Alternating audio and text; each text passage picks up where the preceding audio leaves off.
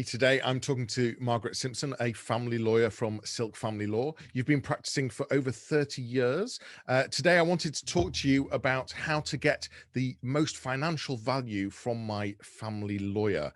One of the things that I've noticed in a number of the blogs that you've written, you talk about preparation and how that can really save money and give you more value. Can you talk to me a bit more about that preparation side of things? What do I need to prepare before I speak to you? I think that preparation is going to assist in helping to save costs. Although it's a big ask where perhaps one's life is falling apart around them, to focus on their overall financial position, getting together their paperwork, their pay slips, their tax returns, details of the outstanding mortgage, details of their pension, details of their bank accounts, copy bank statements. Getting all of that information together and in one place is going to save an awful lot of time when they want to get advice from their lawyer about what are the financial and practical repercussions of the breakdown of my relationship. Yeah, and you also talk about the having a chronology of events as well, and having that ready in place before you even meet. Is that another? Yeah, I often ask new clients to send to me a chronology of key dates and events, and that then saves an awful lot of time in your meeting, where I'm then not having to gather data as to dates of birth, date of marriage, dates of birth of children, property acquisition, and so on. It just means that you've got all of that information before you speak, before you meet, and you can make better use of your time to deal with the important issues that are going to be meaningful in advising the client as to the repercussions of where they've got to. Where do costs typically spiral, Margaret?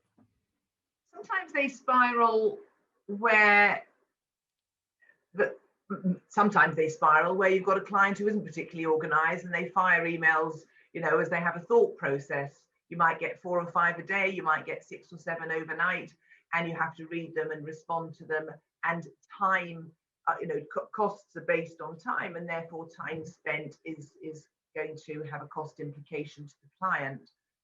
So that's one way, dealing with questions in a sort of a more logical way and sort of bunching them together, and organising a meeting around those questions so that they're dealt with once and properly in a meaningful way, I think is very helpful. Once you get into the court process, again, costs can spiral. The court process is a court managed arrangement. The court sets the timetable. Often barristers are also involved, where we're getting into, heavy litigation. There might be a need for experts. There might be a need for, pension actuaries, depending upon the assets in the case.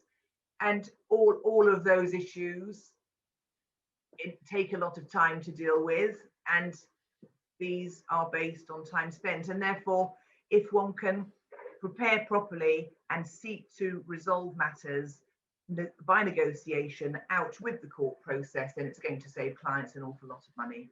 I've also heard you say, let's not spend 10 grand fighting over a 5 grand table. Yeah, that's right. And sometimes points of principle are really important to people who have, spent a lot of years with a person, and that relationship is then over. But, my job is to, advise objectively, really, and not get drawn into arguing about matters where the costs become disproportionate to the value of the issue in dispute. Great advice, Margaret. Thank you so much. It's been great chatting to you. If people are watching and would like to get some advice from you, speak to you, what's the best way to contact you?